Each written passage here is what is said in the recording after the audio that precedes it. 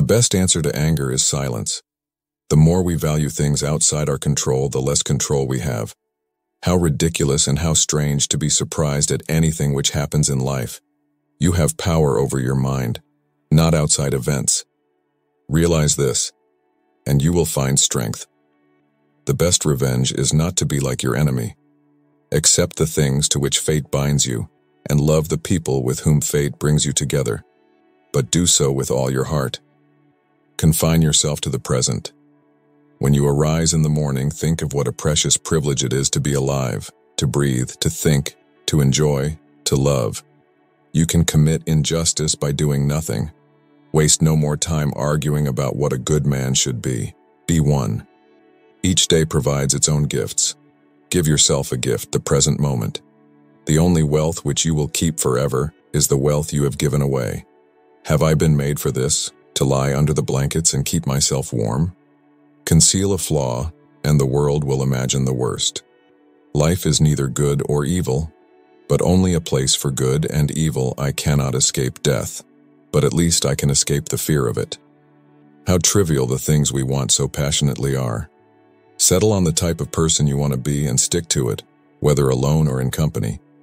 Consider at what price you sell your integrity, but please, for God's sake, don't sell it cheap. We suffer more often in imagination than in reality. Ignorance is the cause of fear. While we wait for life, life passes. Life is long, if you know how to use it. Hurry up and live. Cease to hope, and you will cease to fear.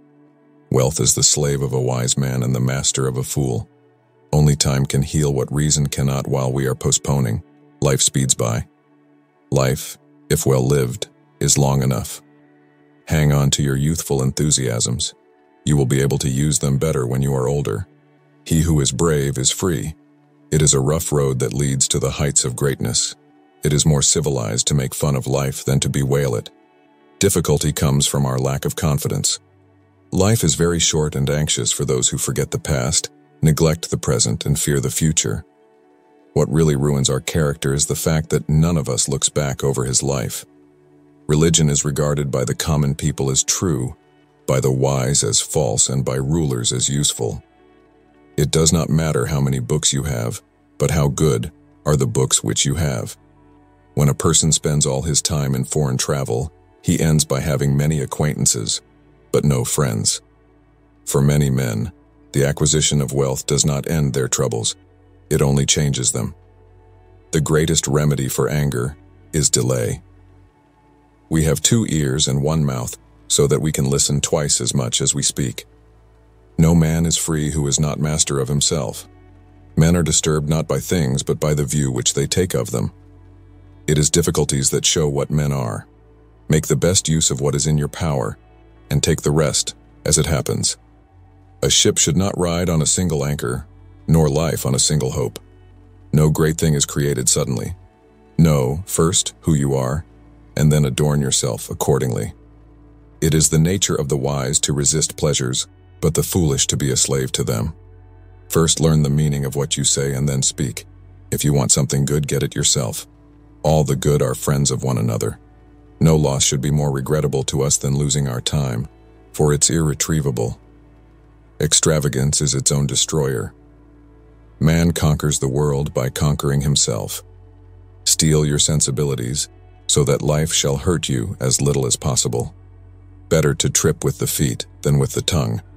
A bad feeling is a commotion of the mind repugnant to reason and against nature. We begin to lose our hesitation to do immoral things when we lose our hesitation to speak of them. Humanity must seek what is not simple and obvious, using the simple and obvious. Since every man dies, it is better to die with distinction than to live long. Only by exhibiting actions in harmony with the sound words which he has received will anyone be helped by philosophy. Thus, whoever destroys human marriage destroys the home, the city, the whole human race.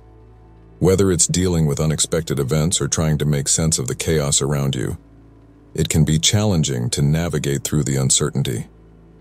Fortunately, the Stoics had much to say about the nature of control, and their teachings can be applied to our modern-day struggles.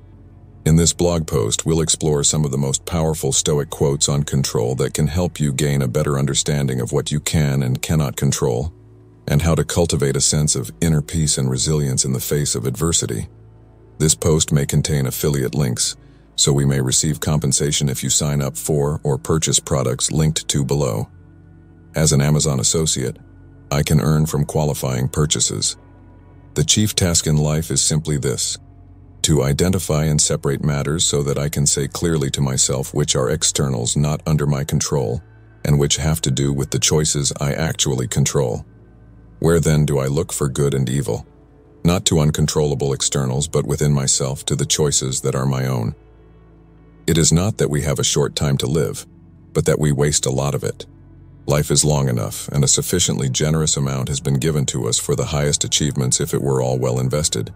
But when it is wasted in heedless luxury and spent on no good activity, we are forced at last by death's final constraint to realize that it has passed away before we knew it was passing. So it is. We are not given a short life, but we make it short, and we are not ill-supplied but wasteful of it. Life is long if you know how to use it. No man is free who is not master of himself. A man should so live that his happiness shall depend as little as possible on external things. The world turns aside to let any man pass who knows where he is going. The first and greatest victory is to conquer yourself.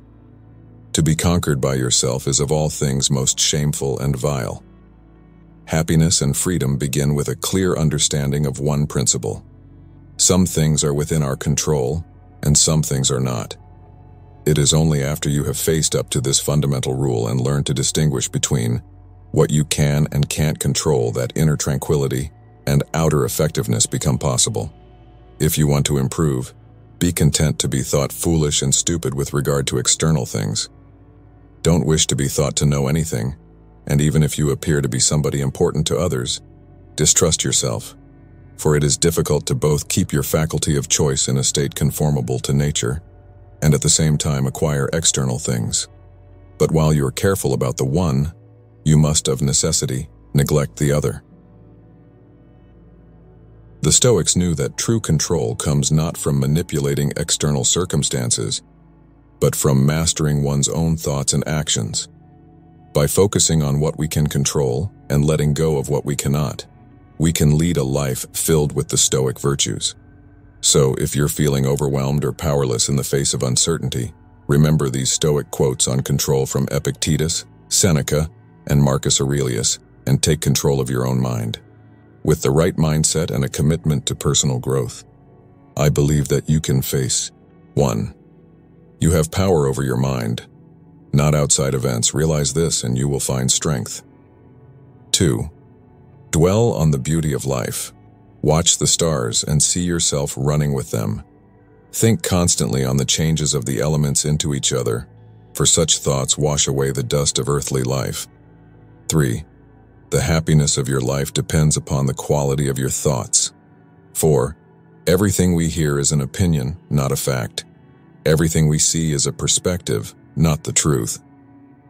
Note: the second half of this quote is probably not from Marcus.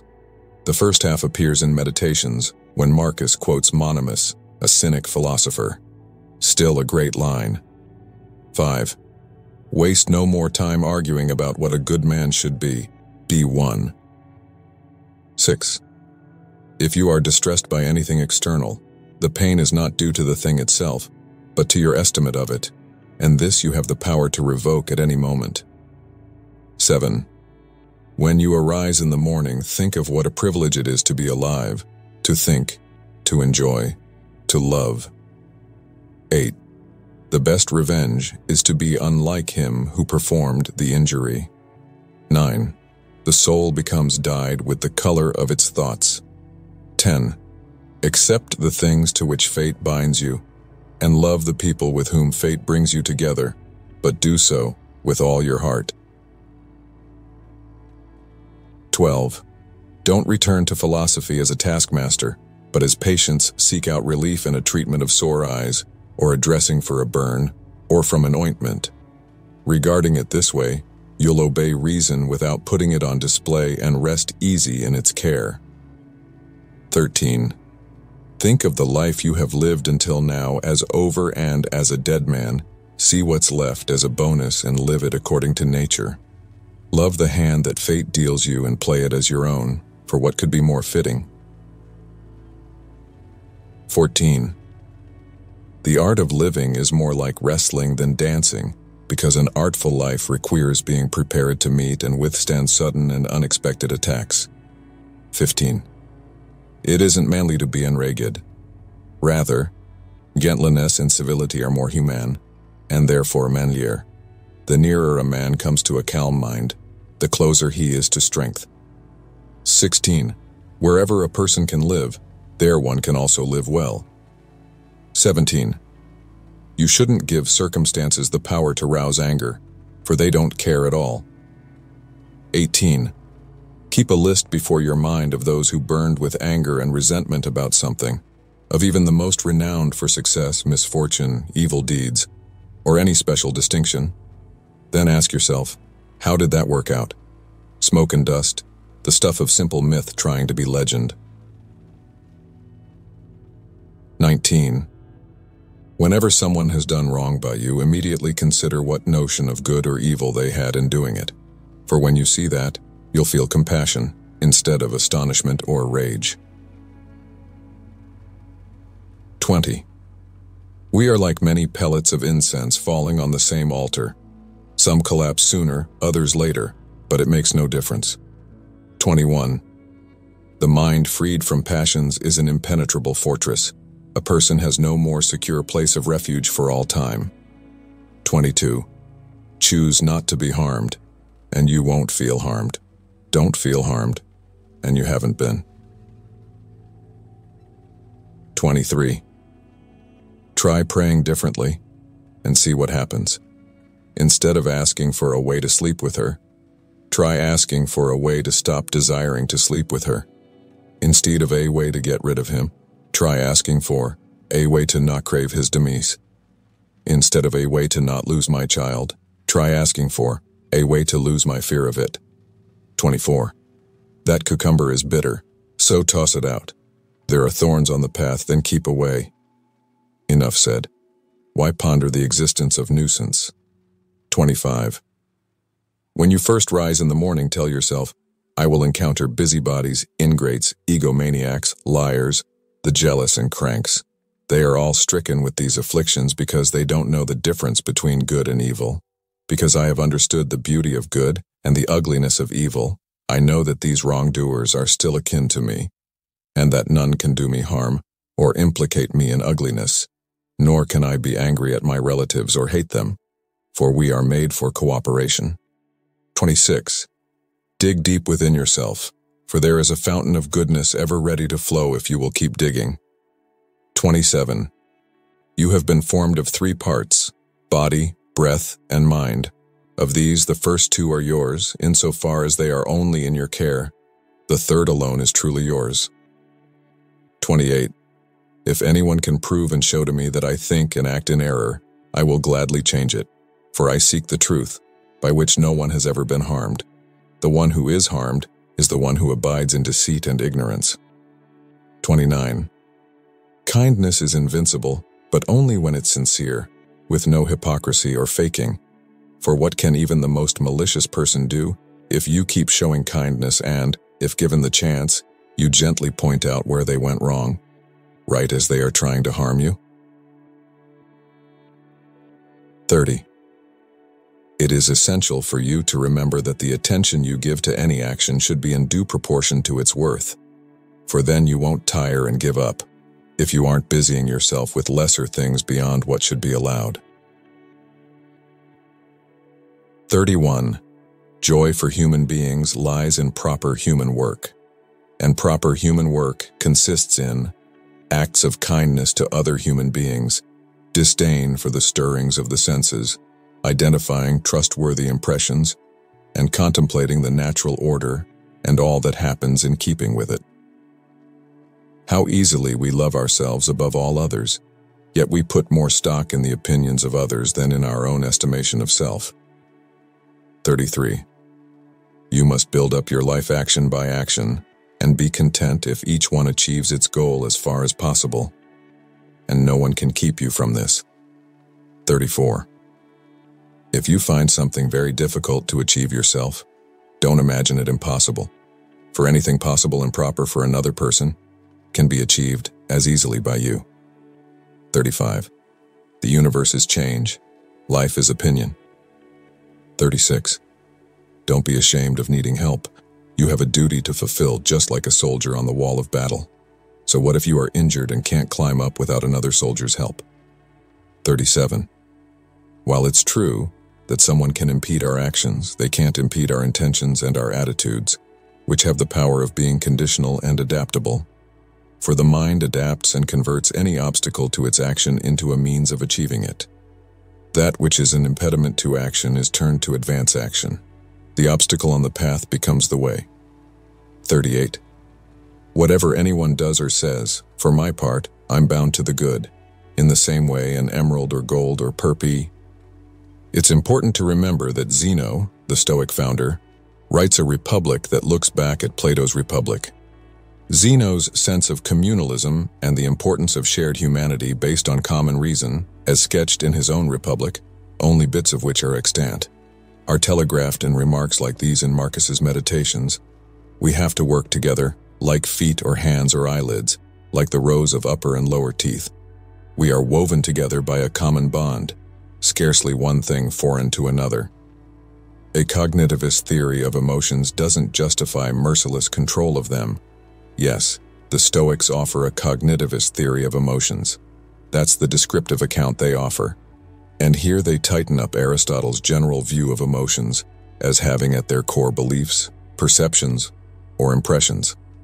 But unlike Aristotle, they also offer a prescriptivist theory of emotions that warns that emotions, even if cognitive, can outrun rational reason, or at least distort a grasp of understanding that what really matters in the world is the cultivation of our reason-based virtue.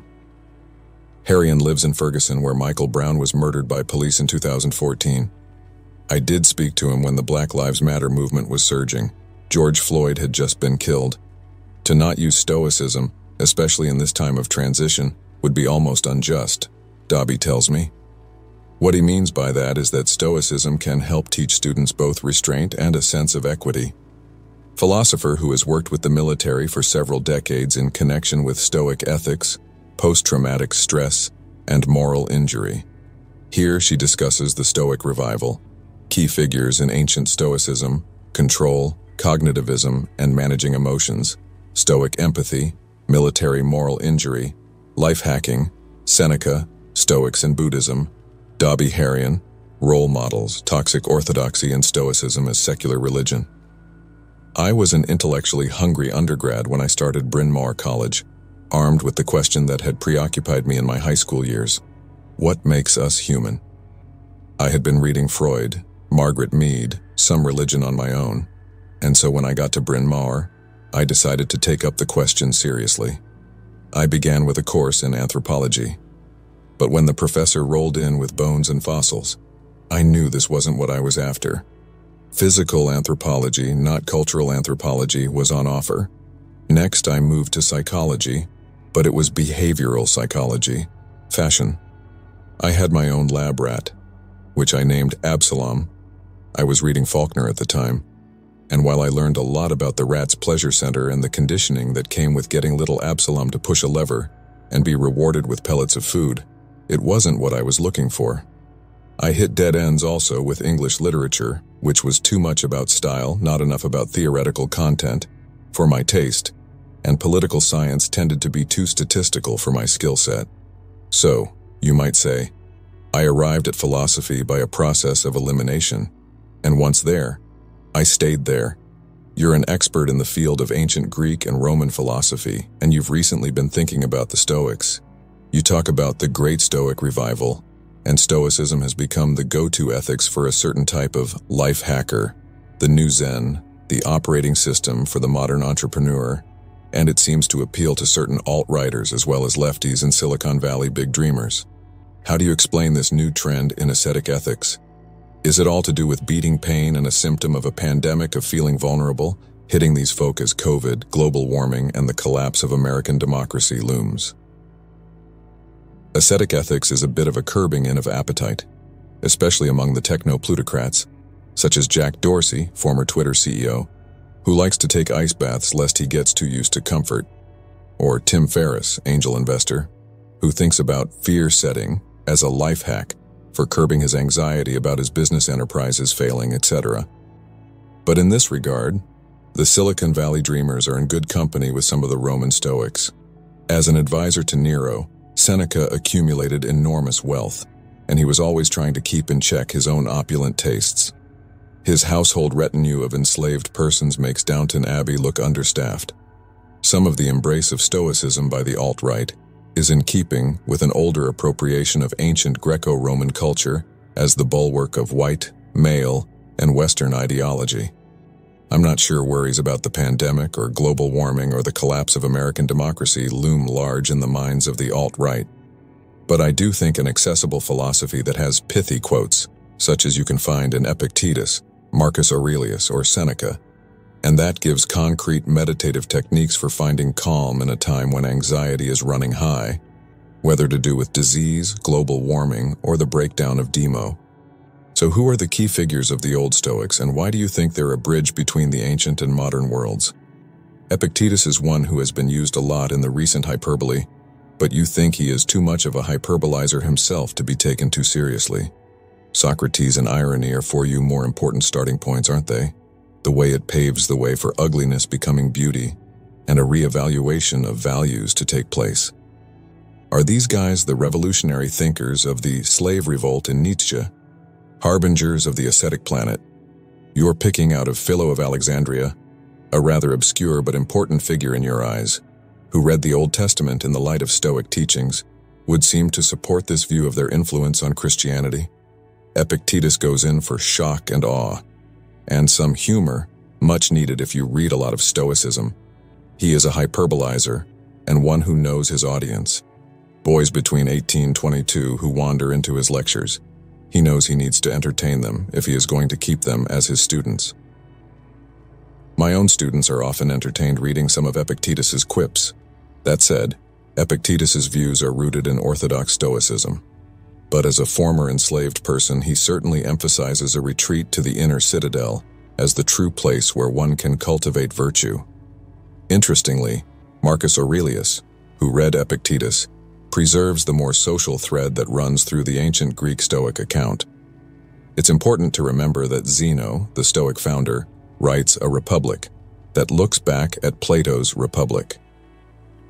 Zeno's sense of communalism and the importance of shared humanity based on common reason, as sketched in his own Republic, only bits of which are extant, are telegraphed in remarks like these in Marcus's Meditations. We have to work together, like feet or hands or eyelids, like the rows of upper and lower teeth. We are woven together by a common bond, scarcely one thing foreign to another. And again, most vividly, picture a dismembered hand and head lying apart from the rest of the human trunk. That's what man makes of himself, when he cuts himself from the world of which he is a part. Body parts can't function cut off from the organic whole to which they belong. Marcus is writing notes to himself, the original titling of his Meditations, during the Germanic campaigns along the Danube, 172-180 C. The detritus of the battlefield must have been on his mind. But so too, the idea, the